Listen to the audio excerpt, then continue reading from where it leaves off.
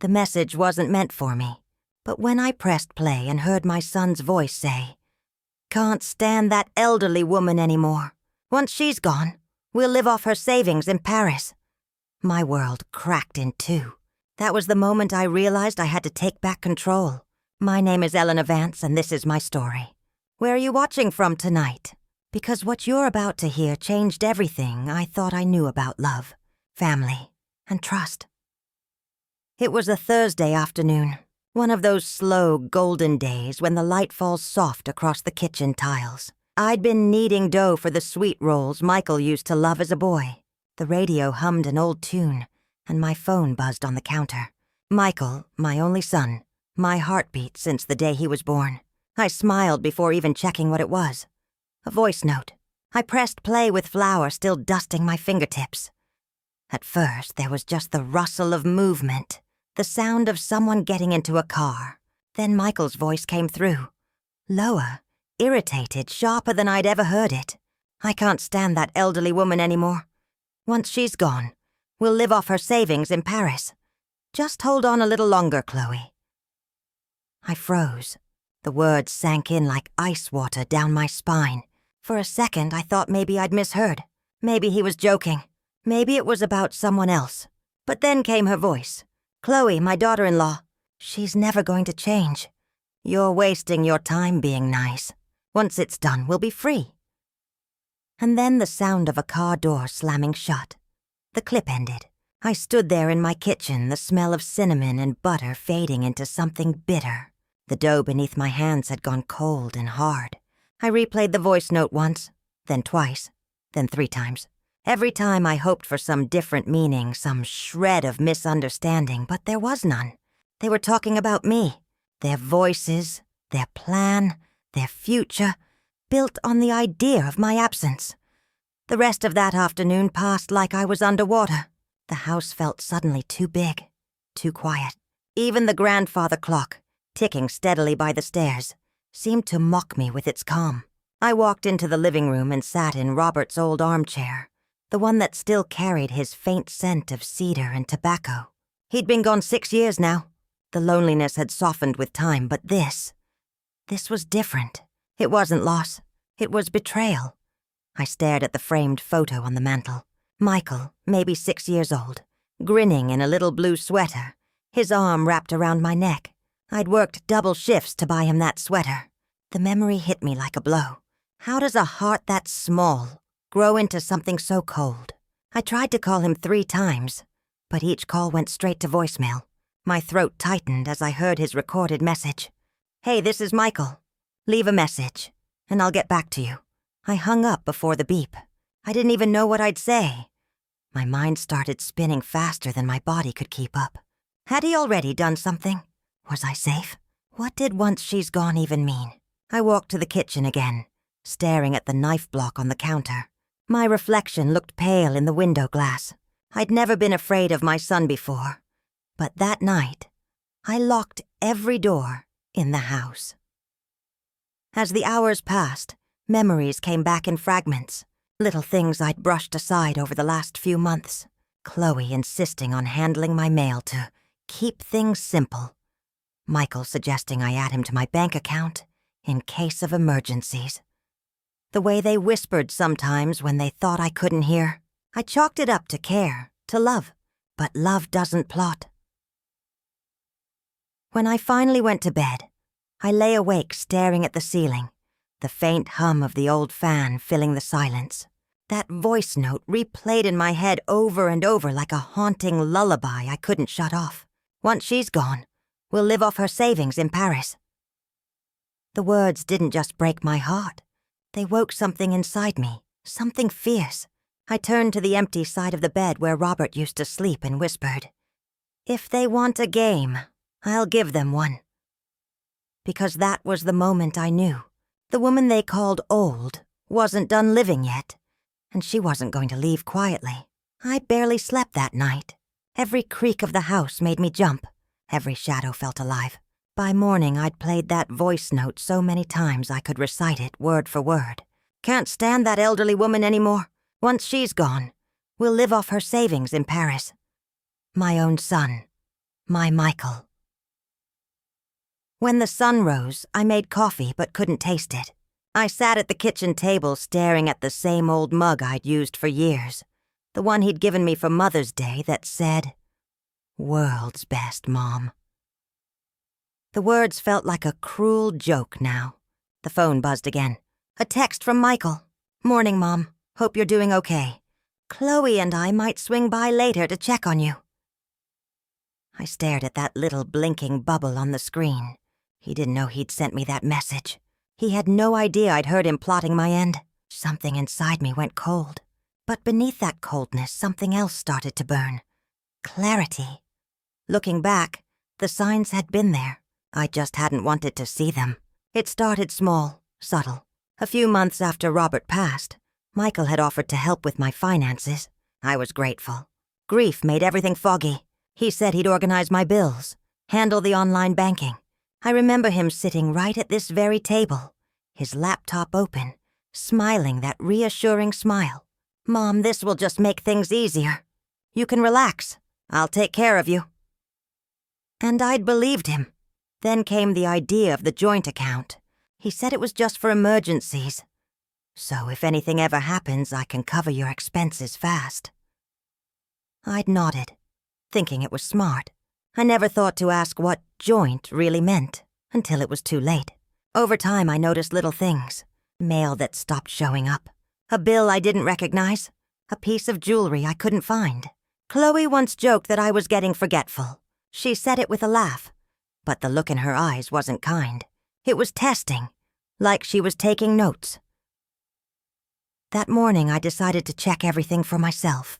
I grabbed my old binder, the one where I kept all my account statements. Most of them were printed the way I liked. But when I opened it, there were gaps, missing pages, missing months.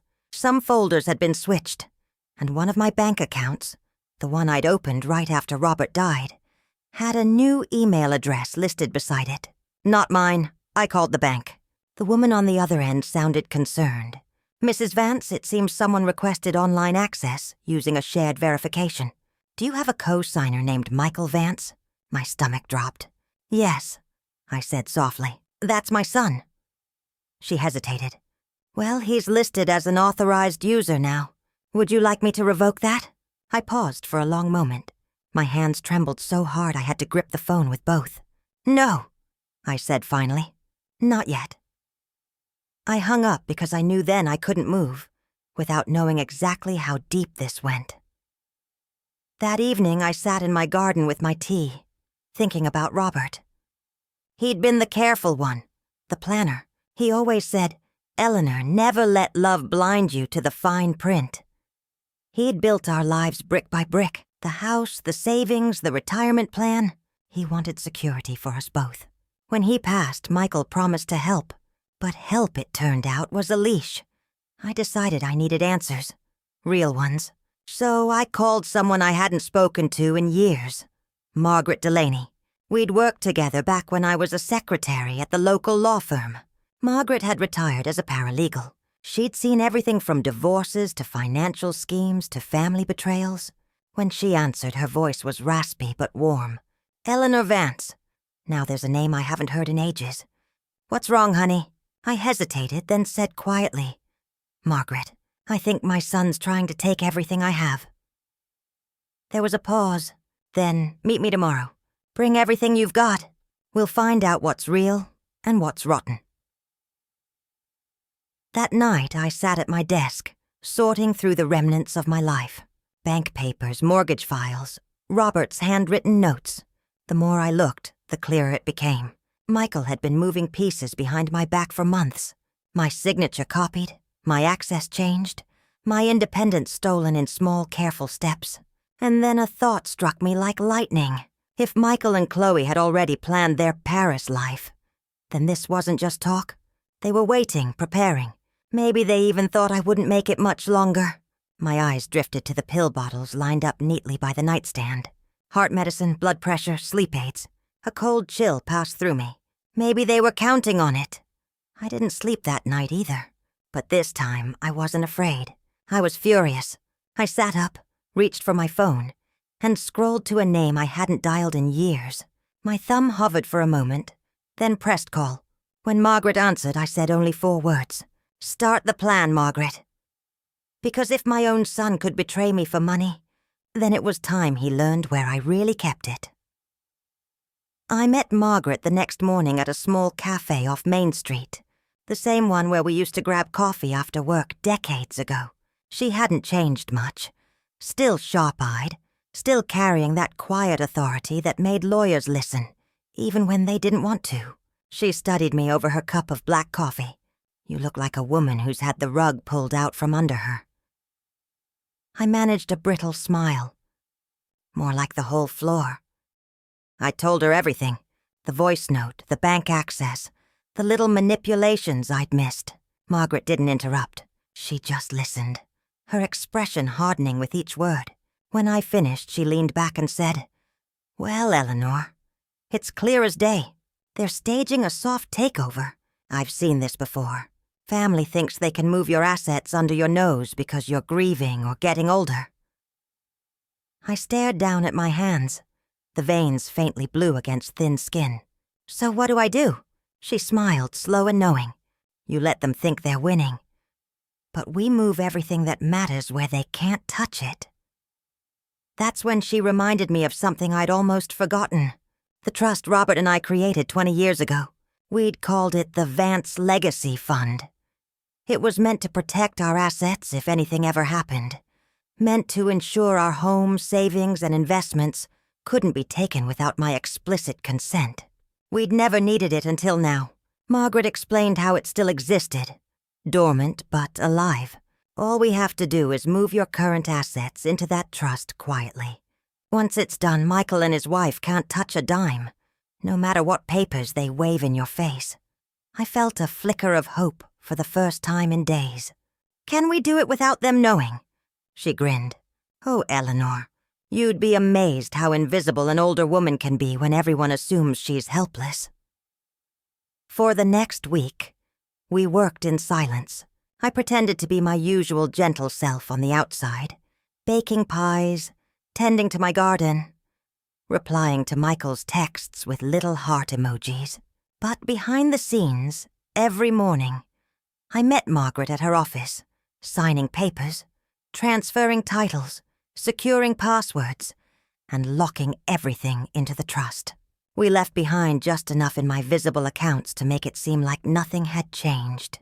Everything else, the savings, property deeds, even the insurance payouts, was now out of reach. I could almost feel Robert's presence as I signed the final document. "You did good, Eleanor," I imagined him saying in that low, steady voice of his. "You're not done yet." The following weekend, Michael and Chloe came by for lunch. I'd invited them, actually. I wanted to look them in the eyes. Chloe walked in first, always a little too put together, always sizing up my house like she was appraising a prize. Michael followed behind her, giving me that fake smile I'd learned to recognize now. "Mom, you look great," he said, kissing my cheek. "And you look busy," I said softly, setting down a tray of lemonade. I noticed how his gaze drifted over the framed photos on the wall, the antique clock, the china cabinet, like he was already cataloging what he'd inherit. Over lunch, they talked about their plans. Paris this, business that, how expensive life was these days. I listened politely, every word tasting like dust. When Chloe excused herself to take a phone call, Michael leaned in a little closer. "Mom, I've been thinking. You're alone in this big house. Maybe it's time you sold it. You could move somewhere smaller. I could handle the sale for you. Make it easy." I smiled sweetly, as if his words hadn't just twisted the knife in my chest. "You always were good with details, sweetheart," he chuckled. "Just trying to help." But behind that calm voice, I could hear it. The quiet calculation. After they left, I went upstairs and opened my bedroom drawer. Inside was a small black notebook, the kind Robert used to keep his fishing logs in. Now it held copies of every document Margaret and I had moved, every transfer, every signature. I wrote a single line on the next page. "They think they're the wolves, but the shepherd's still watching." 3 nights later, Chloe called. Her tone was syrupy sweet. "Mom, did you get that call from the bank today?" I hesitated. "No, dear." "Should I have?" "Oh, it's probably nothing," she said quickly. "Just some updates to your account preferences. Don't worry, we've got it under control." When she hung up, I sat in the dark, staring at the phone. Her words weren't concern. They were confirmation. They knew I was checking things. They were watching me. But I didn't panic. Not this time. I smiled because I had already moved the pieces. And when people like Chloe think they're in control, that's when they make mistakes. That night, I placed a single call to Margaret. "It's done," I said quietly. "Good," she replied. "Then all we have to do now is wait. Let them tighten their own noose." I hung up, walked to the mirror, and stared at the woman looking back. For the first time in years, she didn't look fragile. She looked like someone who'd just woken up from a long, dangerous dream. I smiled faintly and whispered, "They wanted a fool. They're about to meet a fighter." If there's one thing I learned in 70 years of living, it's that people show their true faces when they think you're no longer paying attention. So I decided to give Michael and Chloe exactly what they wanted. A distracted, harmless, elderly woman. I started small. When Chloe called to ask if I'd received the bank paperwork, I pretended to sound confused. "Paperwork? Oh, I must have misplaced it, dear. My memory's been slipping lately." There was a pause, then a soft, almost triumphant chuckle. "That's okay, Mom. I'll stop by tomorrow and help you find it." Help. That word had become her favorite disguise. The next day, they came over with smiles too sweet to be real. Chloe carried a casserole dish, the kind she always brought when she wanted something. Michael followed behind with his laptop bag. "We'll just get you organized, Mom," he said, setting up at the dining table. "You know, simplify things for you." I nodded, playing the part perfectly. I even shuffled my steps a little slower than usual, dropped a few papers here and there. Every mistake I made, they swallowed like bait. Inside, though, I was sharp. I recorded every word they said, literally. A small voice recorder sat beneath the lace runner on my table. Margaret had given it to me with a wink. "You're building your story, honey. Make sure it has evidence." As days passed, I let them dig their own grave, one polite visit at a time. Chloe began stopping by when Michael was too busy. She'd linger around the kitchen, pretending to tidy up while glancing through my mail. One afternoon, I caught her red-handed. She was opening a letter from my insurance provider when I stepped into the doorway. "Oh, I thought this was junk mail," she said, smiling nervously. "Junk mail in a government envelope?" I asked softly. She blushed, fumbled for an excuse. I just smiled, took the letter back and said, "Thank you, dear. It's nice to have such curious help." That night, I wrote the date and her words in my notebook. I'd started calling it the Truth Journal. But pretending to be weak comes with its own cost. Sometimes late at night, I'd sit on the edge of my bed and feel the weight of it all pressing down. The silence, the loneliness, the ache of knowing my own son saw me as a burden instead of a blessing. I remembered the days when he'd hold my hand crossing the street, when he'd bring me daisies just because. What happens to a heart when it stops recognizing love? Those thoughts hurt more than any scheme or stolen dollar ever could. Still, I couldn't stop. Now, a few days later, Chloe accidentally left her phone on my counter. I saw it before she could come back for it. It buzzed once, and the screen lit up with a message. "Michael, did she sign it yet? Once that's done, we can start packing." I stared at that text for a long moment, my breath trembling. There it was, their plan in black and white. When she returned minutes later, I handed the phone back with a gentle smile. "You left this, sweetheart." She looked flushed, panicked, almost guilty. "Oh, thank you, Mom. I'm so scatterbrained today." I chuckled softly. We all have our moments. After she left, I sat back down and let the silence fill the house. Then I reached for my own phone, opened my messages, and sent a single text to the number Margaret had given me. Me. It's time. Phase 2. Over the next few days, I deepened the act. I called Michael, asking silly questions. Now, what was that password again? Did I leave the oven on last night? Each call made him sound more confident, more condescending. Mom, you really shouldn't live alone anymore. Maybe it's time you thought about assisted living. Chloe and I can help with that too. Assisted living. That was their endgame. To move me out and move in. To clear the nest for their Parisian fantasy. So I played along. Maybe you're right, honey. I'm not as sharp as I used to be. Don't worry, Mom, he said kindly. We'll take care of everything. When I hung up, I laughed softly to myself because for once he was telling the truth.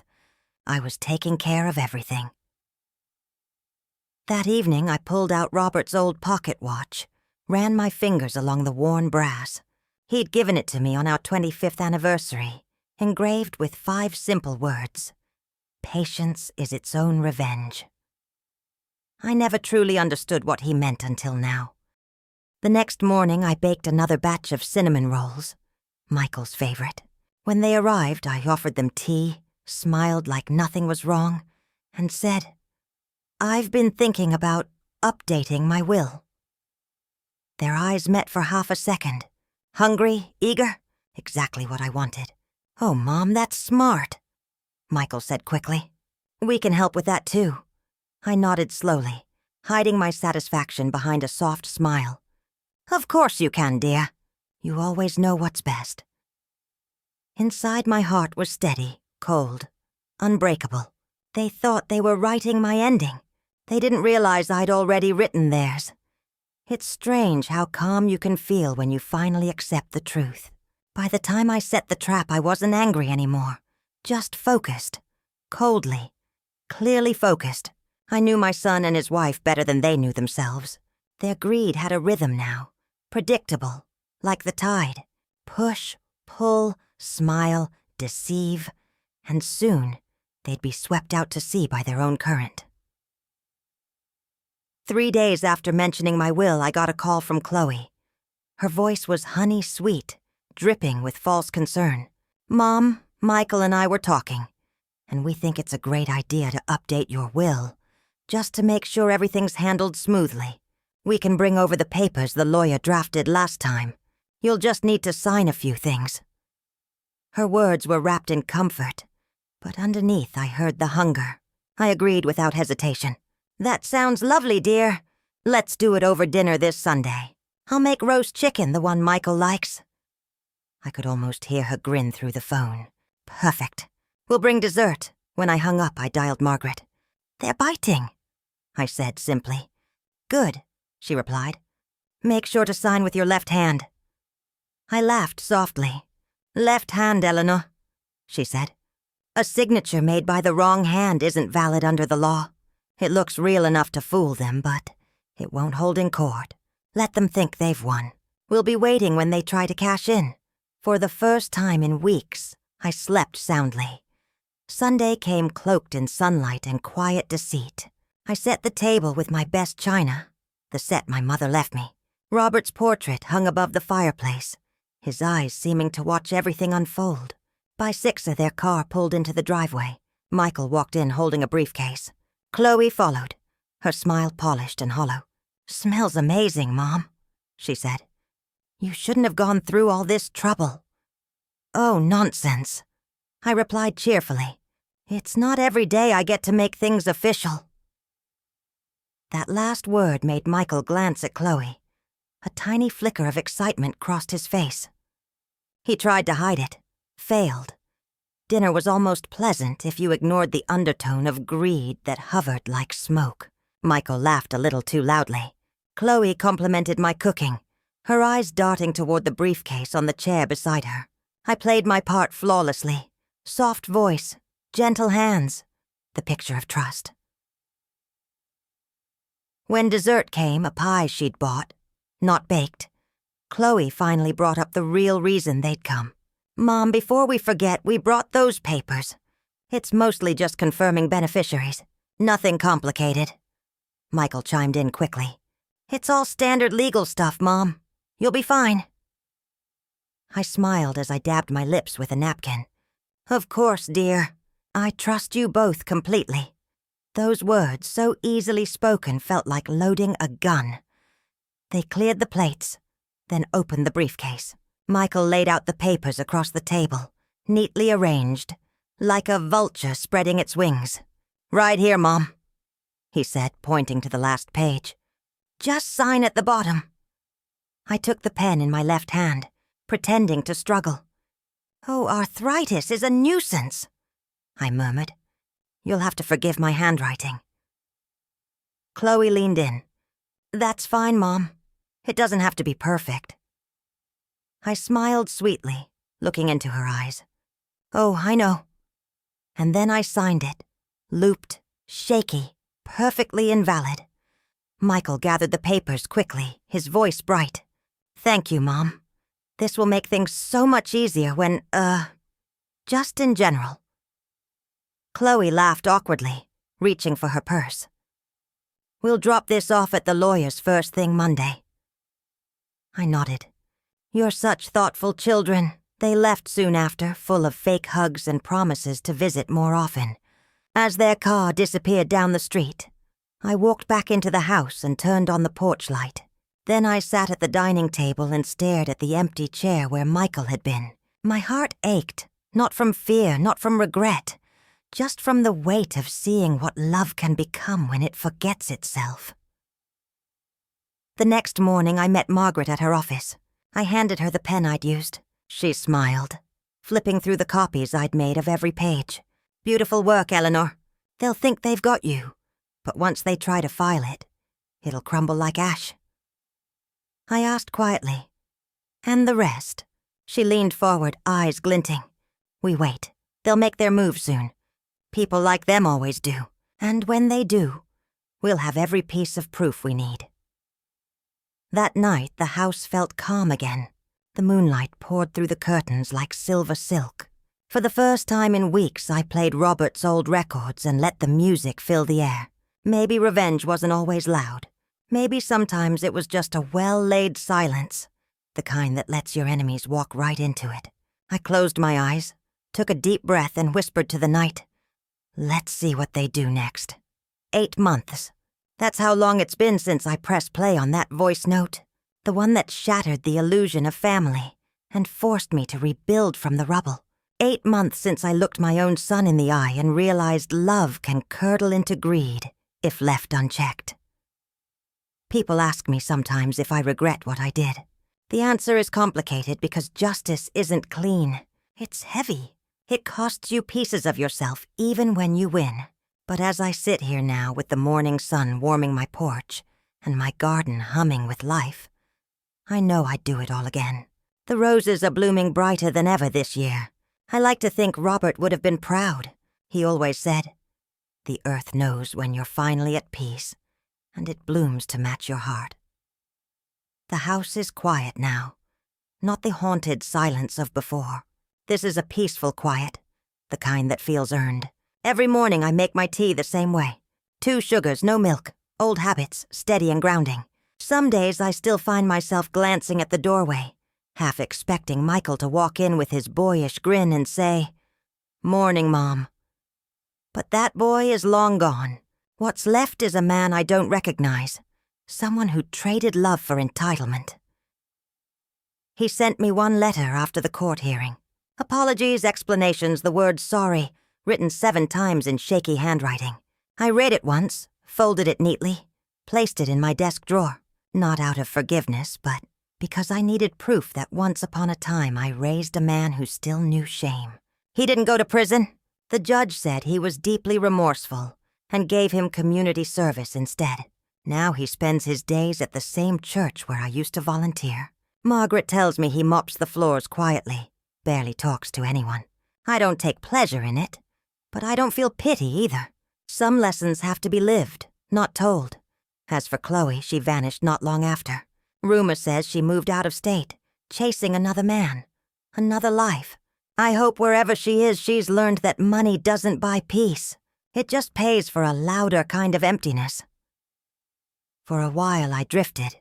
You'd think victory would taste sweet, but the truth is, it's bittersweet. When the adrenaline fades, you're left with silence. and the echoes of what used to be. I'd sit in my garden some evenings, the wind chimes swaying softly, and feel both grateful and hollow. The house I'd fought to protect suddenly felt too big, too full of memories. Then one morning, while tidying up the old bookcase, I found a note tucked inside one of Robert's fishing journals. The paper was yellowed, the ink faded but still legible. "Eleanor, if life ever turns cruel, don't harden. Just grow around the hurt. That's how trees survive storms." I sat there for a long time holding that note, tears sliding down my face. And that's when it clicked. Maybe this wasn't the end. Maybe this was my chance to grow again. A week later, I called Margaret. "I have an idea," I told her. She laughed. "Oh, Lord, what are you up to now?" "I want to use the trust. Not for me, for others. There are people out there like me, Margaret. People who don't realize what's happening until it's too late." That's how the Golden Roots Foundation was born. A small charity for seniors who needed legal advice, guidance, or just someone to listen before they signed anything. We opened our doors quietly with little fanfare. 3 people showed up that first day. A widower whose daughter was pushing him to sell his farm. A retired nurse who'd lost access to her pension after her son changed her email credentials. A woman who just wanted to understand her will before her niece helped her rewrite it. By the end of the month, we were seeing dozens. And as I sat there watching them find strength in understanding their rights, I realized this was the legacy Robert wanted all along. Not wealth, not property, but protection, dignity. One afternoon, a young woman came in, early 30s, trembling hands, tear-streaked cheeks. Her brother had been pressuring her to sign away her share of their late father's home. She said, "I don't want to fight him, but I can't let him take everything." I looked her in the eyes and said, "Then don't fight him. Just outsmart him." She blinked, startled. "How?" "By knowing your worth," I said. "Love doesn't mean surrender. Family doesn't mean ownership. And protecting yourself isn't betrayal. It's survival." Her shoulders eased, her breathing steadied. As she left, she whispered, "Thank you." I watched her walk away, sunlight glinting off her hair, and thought, maybe that's why I had to go through all of this, so I could help someone else keep what's theirs before it's taken. That evening, as the day slipped into dusk, I walked through the garden again. The wind carried the scent of rain and new life. The chimes on the porch sang softly, their tune no longer sorrowful. I picked one rose, deep red in full bloom, and carried it inside. Placed it beside Robert's photo. "We made it, old man," I whispered. We really did. The house felt alive again, not with the sound of betrayal, but with peace. Real steady peace. I brewed my tea, sat in my armchair, and opened my small black notebook, the Truth Journal. On its last page, I wrote, "Justice doesn't always come from courtrooms. Sometimes it blooms quietly in the heart of a woman who refuses to be erased." I was nearly stolen from my own story, but now I'm writing the rest of it myself. As I closed the book, the clock ticked softly in the background, steady, reassuring. I looked around the home I'd fought to protect and smiled. I didn't have everything I started with, but what I had now, peace, clarity, purpose, was worth more than all the money in the world. I stepped outside one last time before bed. The moon hung full and bright, bathing the garden in silver light. The roses swayed gently in the wind, strong and unbroken, just like